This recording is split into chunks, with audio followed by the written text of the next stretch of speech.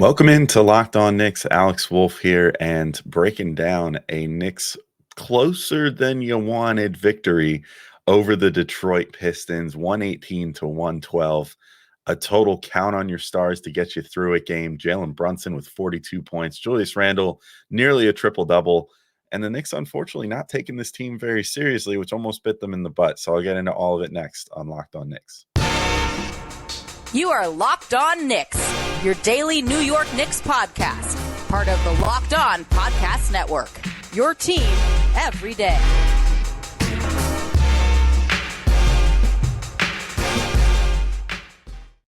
All right, welcome in to Locked On Knicks, and today's show is brought to you by Gametime. Download the Gametime app, create an account, and use code LOCKEDONNBA for $20 off your first purchase. And I want to thank you guys for making Locked On Knicks your first listen today and every day, whether you're checking us out on your favorite podcast platform or taking in sights and sounds on YouTube. We appreciate you making us a part of your daily routine. Make sure you hit the notification bell on YouTube or the auto download function on your favorite podcast app so you never miss an episode, because we are here for you guys 5 times a week, if not more. So plenty of Knicks content during the Knicks season. I'm Alex Wolf. I'm editor-in-chief of Knicks site, The Strickland, which you can find at thestrick.land. And I am recapping not the prettiest win, but a win nonetheless for the Knicks, 118 to 112 over the Pistons. Like I said in the intro, this was kind of a count on your stars to get you through a game. Jalen Brunson, Julius Randle, both put up the numbers you needed from them in this game. A combined, I'm actually just doing the head math right now, 71 points. Yeah, 42 for Brunson, 29 for Randle. It was exactly what the Knicks needed, especially through the first 3 quarters where points were harder to come by for whatever reason. But, I think as a general assessment, I don't think it's great to play this close to a team that hasn't won a game in forever. Detroit, with this loss, I believe, is now up to 15 straight losses. They did not win a single game in the month of November, which is really tough stuff. But the Pistons are young, they're raw, they have talent, and they have pride. I think the media machine, I felt like I hadn't heard about the Pistons all year, but then the media machine the last few days kind of kicked in and was like, oh, wait, like everybody realized all at once that they hadn't won a game yet in November, and then just kind of ran with it. And it seemed like they were getting kind of clowned on social media and everything else. So it's tough to blame a team like that for having pride and wanting to come out and play better. And they certainly did. I don't know. The Pistons have a lot of top end draft talent on their team. It's kind of a wonder to me that they're not doing better than they are. But I thought that at least for this game, they played pretty well, especially like Cade Cunningham, Killian Hayes had a really, really good game. Marcus Sasser looks like a real baller. I'll talk about all of them a little bit more later on in the show, just because I was pretty impressed with some of the young talent on their team. But yeah, I'm not at all surprised that they came out and played the Knicks the way that they did. It was kind of on the Knicks to play better than they did. But I don't know. I'll just give my usual spiel. I say this probably 6-7 times per season, but like from a Knicks perspective, I don't think anyone's going to remember the score of this game a month from now. Ultimately, a win's a win. Like, it was ugly, but they took care of business. They beat a bad team. In the end, that's all that really matters. Like, that's what you have to do. You have to beat the bad teams. You have to, um, get the win in the win column. And as long as you do that, nobody's going to remember if you won ugly. They're just going to remember if you won. Now, if you lost ugly in this game, this would be a game that myself and others would probably point back to and say, maybe the Knicks should have taken things a little more seriously early on in the season. But they took care of business. They beat the Pistons, and it is what it is. They're not the team that is the one that's going to snap that losing streak, which you never want to be on the other side of that either. Just like you don't want to be the team with the losing streak. You don't want to be the team that gets beat for the first time, the first game in 15 games that this team has won. So, it is what it is. But yeah, it's fine. I'm not sounding any alarms over this game other than just, hey, Knicks, maybe just take every opponent seriously. It seemed pretty obvious that they were still kind of maybe coming down from the game against Charlotte the other day, a similarly, young but not winning a lot team that they were facing this year. But one that I would say without LaMelo Ball on the floor had less talent on the floor than this Pistons team, which I think was sort of the difference here. But it's maybe they're feeling themselves a little too much. Maybe they just kind of wanted a night off. They do have the Raptors, uh, on a back-to-back. So maybe they were kind of already looking towards the Raptors on Friday night. Who's to say? But either way, a win's a win. You'll take it. You just want them to win a little better, and have a better team effort like they did the other day. But it's fine because ultimately you have Jalen Brunson. So if you have a Jalen Brunson who can score 42 points, shoot 7 to 12 from three, and 13 to 24 overall, give you 8 assists, 6 rebounds. I mean, that's why you have a superstar like that to carry you through nights like this. I think this is probably his most complete game of the season. I think the best scoring game was obviously the in-season tournament game against Milwaukee, where he had 45. Was that his final total? 45 in that game. A higher point total than this one, and set his career high for threes in that game and all that good stuff. But I think that this was probably his most complete game. He did what he had to do, scoring the ball, but also did a really good job of trying to initiate and get his teammates going when the team needed it, because they weren't. It was not the best, team effort overall for the Knicks in this one on both ends. So Brunson did his part, at least on the offensive end, to try to, resuscitate them a bit. Clyde said a few times on the broadcast too and I think maybe Kenny Albert alluded to this as well, but Clyde definitely was like, "Oh, he needed this coming off a rough game last game." I'll say it again. I said it during the last game pod. I don't think his last game was a bad one. He only had 12 points, but like he distributed really well in the last game. And I thought that he carried some of that over into this game, where then, the team needed him to score more. So he did, but he also was looking to distribute more, which is something that I think was not high on his priority list in some of the early games this season, where he was getting his points, but really not doing much in the assist column and not looking like he would, he was missing guys a lot, I think, while he was trying to seek out his own shot. And, I think that he's starting to correct that a bit and look for his teammates more. And that sort of started the other day. And the other day he had 12 points, but it wasn't because he was shooting poorly. He shot like, I think it was like 5 of 8 or something like that. It was just that the team didn't need him to score because everybody was scoring the other day. Today, they really needed him to score, and he really, really did. He scored 30 of his 42 points in the first and third quarters. It just came out absolutely on fire to start each half, and the Knicks really needed that. They were looking pretty uninspired early on of both halves, and Brunson just came out and was like, "Well, I'm just going to hit every shot that I take." And the 3-point shot making was fantastic. I mean, he just makes it look really effortless when he's as on as he is, or as on as he was in this game. So I really enjoyed that from him. Through 3 quarters, he and Randle had combined for 70 points, which is nuts. Considering I guess they ultimately ended up with 70, 71, 72. So, I mean, they combined for a lot of points through the first 3 quarters, and the Knicks needed every bit of it. But it was just one of those games where everything looked effortless for Brunson. I thought that he played really well. He looked prepared. He was the one guy that did not seem to be taking the Pistons lightly at any given time. And, he says much in the post-game interview. Granted, it's kind of interview speak, but, he was asked after the game, like, how do you guys, what do you do to, beat this team? And, when your team needs you and blah, blah, blah. And he was like, well, you can't take any team lightly. You have to come out and give your full effort every single game. These are all NBA teams with NBA talent. And I agree with him there. So I'm glad that someone's thinking that way.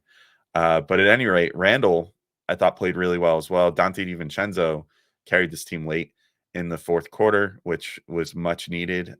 Mitchell Robinson did some Mitch things. And unfortunately, Emmanuel Quickley and Quinton Grimes had really poor games in this one. So I want to get into all that in just a second. But first, I got to remind you all that today's show is brought to you by FanDuel Sportsbook. And as the weather gets colder, the NFL offers are staying hot on FanDuel. Right now, new customers can get $150 in bonus bets with any winning $5 moneyline bet. That's $150 if your team wins. So if you've been thinking about joining FanDuel, there's no better time to get in on the action. The app is so easy to use. There's a wide range of betting options, including spreads, player props, over-unders, and more. My favorite, I talk it up every single time, is always same game parlays. It's one of their big selling points on FanDuel. And it's one of my favorite ways to bet when I want to wager a little bit of money. Maybe tonight on the Raptors game. Maybe you want to make things a little more interesting. So you could be like, hey, I think Jalen Brunson keeps up his torrid scoring pace. So I'm going to say Jalen Brunson over 23.5 points. I'm going to say Emmanuel Quickley gets back on track. Emmanuel Quickley over 2.5 threes. I'm going to say Mitchell Robinson beasts on the glass, over 12.5 rebounds. And you could put all those together in one single bet on a single game. And what maybe would have paid you for, say, a $5 bet paid you out like $7.50 or something. Now will pay you out like $100 because you're putting all the things on the same ticket and decreasing the overall likelihood. But if you're right and if you're smart about it and you pick the right things, you could potentially make a ton more money. So it's pretty fun. Same game parlays. Do it. Visit FanDuel.com/locked on and you can keep chugging through the NFL season and the NBA season. Bet all your favorite games. It's my favorite place to bet. FanDuel, official partner of the NFL. All right, and I'm back in to keep talking through this Knicks and Pistons game. And, I said your stars carried you through it in this game. Well, Julius Randle counted on that as well. 29 points, 10 rebounds, 8 assists, 12 of 21 shooting, 2 of 5 from 3.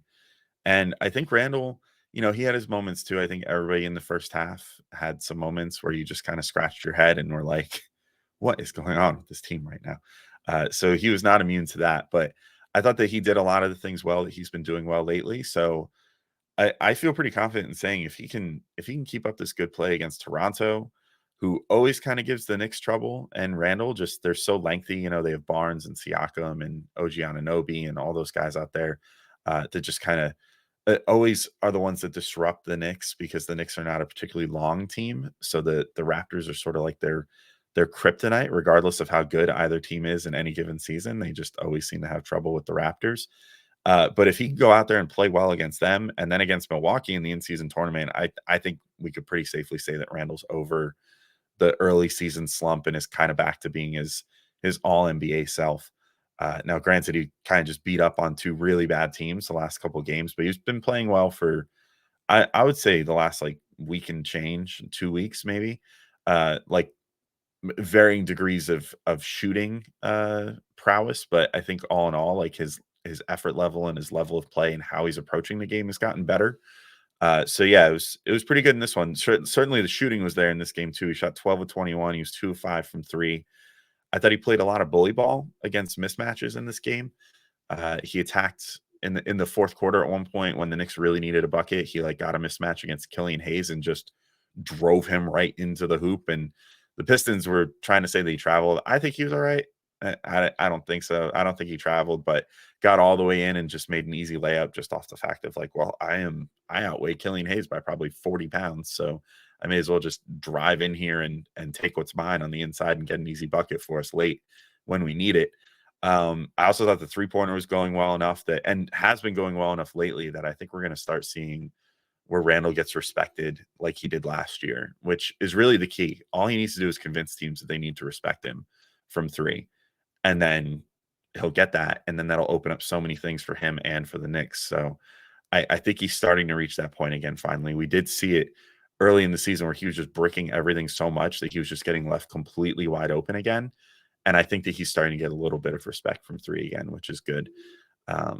So hopefully that continues against some of these better teams. And then he can use that to his advantage going forward and just keep adding to the repertoire.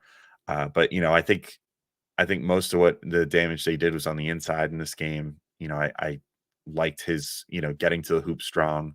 He's been doing that really well lately too. Finally like using his body again, getting all the way in there like he did last season.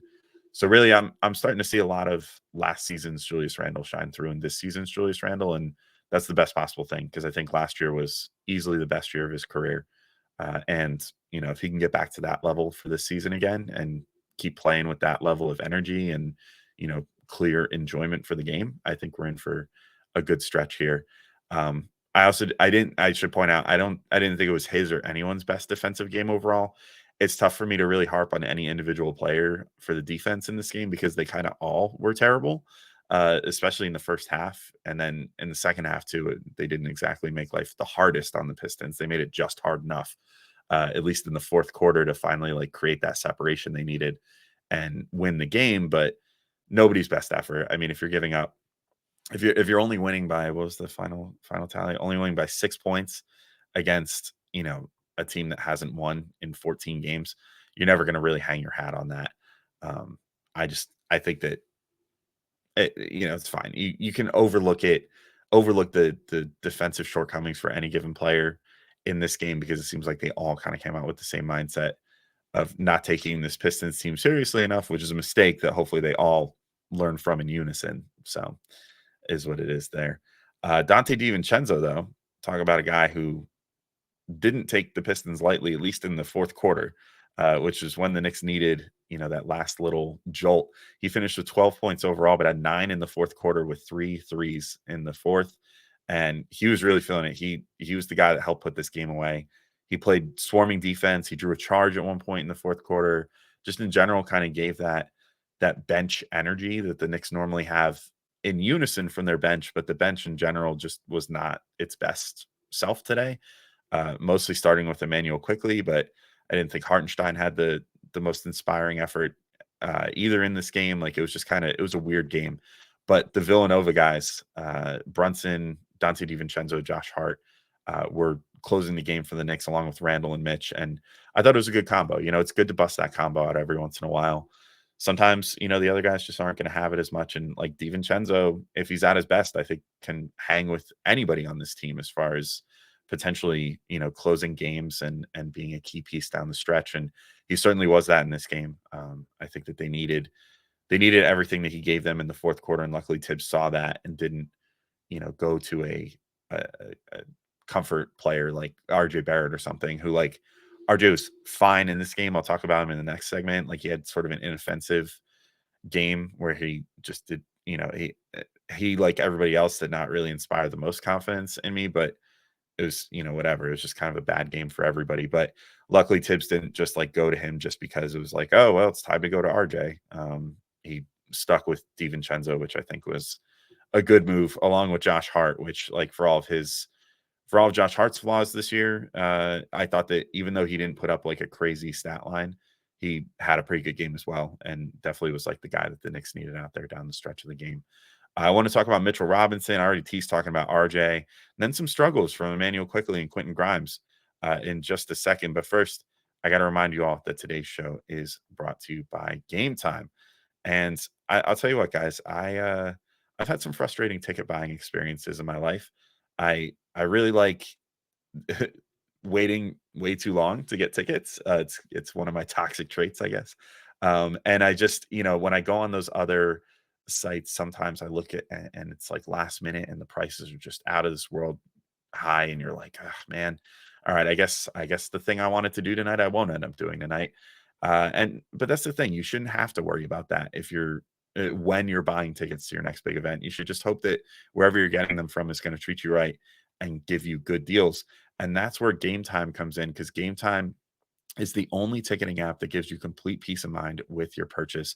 You can see the view from your seat before you buy, so you know exactly what to expect when you arrive. The all-in prices show you your total upfront, so you know you're getting the best deal without hidden fees. And Gametime has deals on tickets right up to the start of the event, and even an hour after it starts. It's the place to find last-minute seats. You can find exclusive flash deals and sponsored deals on tickets for football, basketball, baseball, concerts, comedy, theater, and more.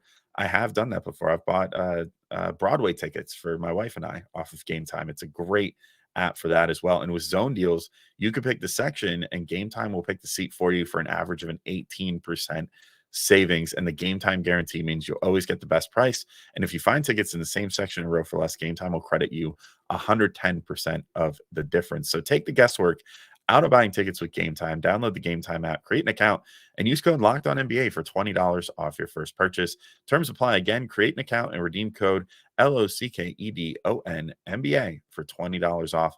Download Gametime today. Last minute tickets, lowest price guaranteed. All right, and I'm back in to finish talking through this Knicks Pistons game. Again, not the best game in the world. So this last segment will probably be somewhat brief, because it's not a game worth talking a ton about. But RJ Barrett is the next guy I wanted to get to in this. 15 points, 5 of 12 shooting. He shot 1 of 6 from 3. the way that I thought of to describe this game for him was inoffensive. It was fine. I think that, he didn't end up playing down the stretch because the Villanova lineup just kind of had it going. And like everyone, he just didn't seem the most energized, but not the best, not the worst game for him. I think he had some flashes in the second half. He actually did most of his scoring in the first half, but I thought the second half was where he showed more flashes, and looked a little more energized, much like the rest of the team. So that was good. I mean, hopefully they can carry that over into this Toronto game tonight, because I wouldn't want to see um, more low effort play out of anyone. But yeah, I thought he didn't shoot well from three. That's the big concern, I guess, that his 3-point shooting is kind of coming back to earth again after him shooting 50% for like the first month of the season almost. But you'll take it. The fact that he shot 1 of 6 from three and still managed to shoot 5 of 12 overall and is still getting to the line well. I think he shot 4 of 6 from the free throw line in this game, which you want to maybe see that be like 5 of 6. But if he can keep up at least getting to the free throw line and finishing through contact and getting inside, you can live with the ups and downs of his 3-point effectiveness. So we'll see what the next few weeks uh, have in store for RJ. I would hope to see some rebounding on his 3-point shooting, though, or see it, tick back up again. Maybe not to 50% again, but if he can hold steady at like 38% for this year, I think that'd be huge for him. Mitchell Robinson finished this game 6 points, 9 rebounds, 6 offensive, 1 steal, 1 block. I mentioned I didn't think this was Hartenstein's best game. Mitch, I don't think it was his best either. It was kind of hard to top that masterclass that he put together against the Hornets the other day. But, I thought that he was good. I thought that he did what was needed. He got the offensive boards. He got a tip in late off, I think it was a Brunson miss that was at a pretty key point for the Knicks. Just in general, like the Pistons, for all their flaws, have a lot of big dudes that can get rebounds and, can generally make a guy like Mitch's life a little harder than usual. But he still looked like himself, still got the rebounds that you would expect him to get, and still played pretty good defense too, I think, all things considered. Again, I think the whole team just looked a little disjointed in this game, but he definitely earned his minutes. He was, I want to say, the third highest minute getter on the team with 31, um, behind Randle and Brunson. So he definitely earned it in this game. He needed to be out there down the stretch, I think, and he did. Emmanuel Quickly, unfortunately, usually we're talking so kindly about Emmanuel Quickly, but unfortunately not the best game for him. 5 points, 2 assists. He shot 2 of 10, 1 of 5 from three. I think this is probably one of his worst games I can remember in a while. I mean, because sometimes the shooting isn't there for him, but in this game, he just kind of seemed off overall. Like, it seemed like guys were getting by him on defense way more than they typically would. He wasn't forcing the action in the passing lanes. He seemed really uncomfortable, really kind of lackadaisical, which is not something you normally say about him. And he just kept like, I think Clyde might have even mentioned this at one point, or it could be wrong. Maybe I just saw it on Twitter. I forget. But he just kept like hammering, trying to draw fouls over and over, and didn't adjust to the fact that he wasn't getting a good whistle. And like at a certain point, if you're him, you just gotta adjust, dude. Like, stop trying to draw fouls, and just, he was kind of like demonstratively trying to do the thing where he just like gets inside, sort of puts his shoulder into a guy, and then sort of fades back and just hucks something up there. And, that was not what the Knicks needed in this game. They needed the more steadying presence that he normally brings. And I think that he thought maybe that was how he was going to get there, since the shooting wasn't totally there. Maybe he knew that this game was not going to be one of his best shooting nights. I feel like good shooters can kind of feel it, like, oh, I just don't have it tonight. But he was not doing the Knicks any favors by how he was trying to create offense, because he wasn't getting calls, and then kept trying to get calls and then wasn't getting them. And that's just wasted possessions at that point if you can't read what the refs are telling you, which is you're not going to get the calls you want tonight. And that's just the NBA, unfortunately. It's sometimes some games he would get that call every single time, but in this game he didn't, and he didn't really make any adjustment for that, which was unfortunate. I also, I mentioned it, but I just don't think he was as engaged on defense, which, he wound up playing under 20 minutes for this game. Normally, even if he's shooting poorly, I would say, like, man, you still got to keep him over 20 minutes, because look at what he's doing on both ends of the floor. It's not just if he's shooting, like, he's also distributing. He's also playing super good defense. The Knicks are obviously a better team with him out there, and they pretty much always win his minutes. But this game, not so much. So I don't blame Tibbs for not playing him 20 minutes in this game. I just hope he can shake it off. I hope he can play better against the Raptors tonight. Um, and sort of take it personally that he played as poorly as he did. He's got a lot of pride, so I think that he will. Likewise, things are getting pretty ugly for Quinton Grimes. I think 5 and 16 minutes in this game, and he just he doesn't look like he has any confidence right now on the offensive end, and I think it's affecting his defense a bit too. He was another one of those guys that it used to, you could be like, well, it doesn't matter if he shoots 1 of 10 or 10 of 15. He's going to give you a good defensive effort, and it's starting to affect him. I think he also didn't look as crisp.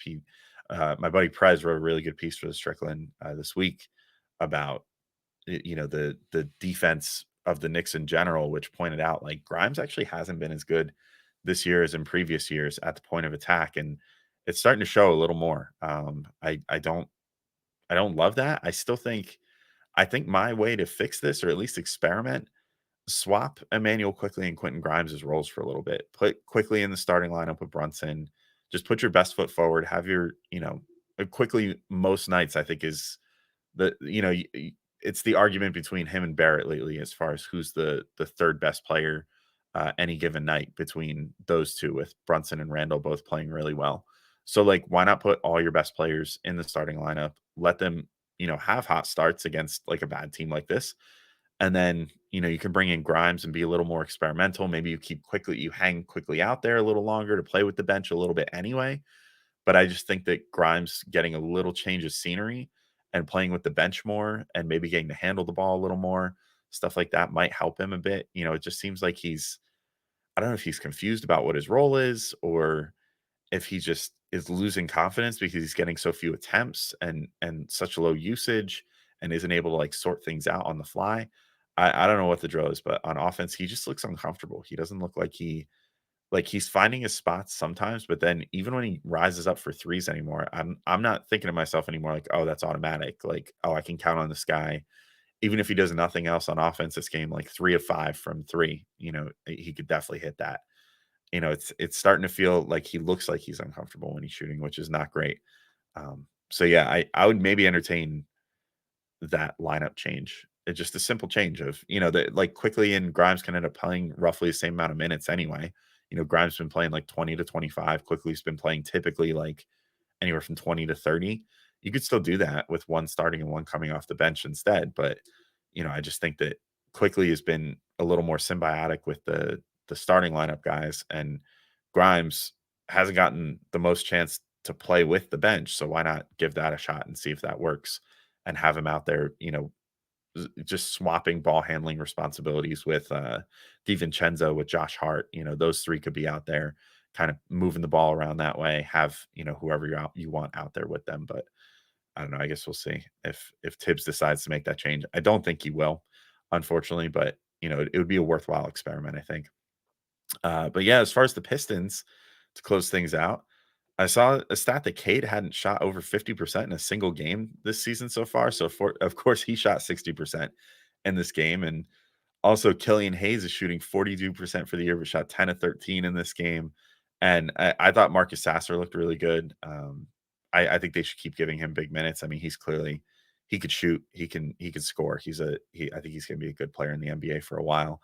I honestly, I'll say this again. I'm surprised this Pistons team is as bad as they are. I think they have some good talent. Like, I guess we'll see how long this losing streak goes, or how long they fare playing on a 2-17 pace. But I think they'll be all right in the end. I think they'll probably have a hot stretch at some point this season. At least you would hope so. I mean, I feel bad for the team. It's like they've got a really good roster. Clearly, from this game, you could see like they have pride in themselves to some degree, and they like want to get better and win some games. Hopefully, they're able to get there soon, because there's a lot of teams with similar levels of talent, like the Magic and the Thunder and all that have done sort of the same strategy as the Pistons, that look way further along than them at this particular point in time. Um, if I had to guess, I would say the big man is sort of where the Pistons have messed up a little bit. And Duren looks good, but still a little raw. But if they could figure that out, if they can get their bigs kind of sorted out, I do think they have some pretty good guard and wing talent to hopefully propel them to better things going forward. But anyway, the Knicks, to get back to the team that I cover, probably have to play a little better than this against the Raptors tonight. It's the second game of back-to-back, so we'll have the recap of that and any weekend news that comes out on Monday, because we're gonna take the weekend to digest that game, win or lose, I guess, and then the Knicks will have their in-season tourney revenge game against Milwaukee in the knockout stage on Tuesday. So I guess we'll see how that goes as well. But no matter what, we'll be here for you guys for all that stuff and more on Locked On Knicks, your daily New York Knicks podcast. Peace out, everybody.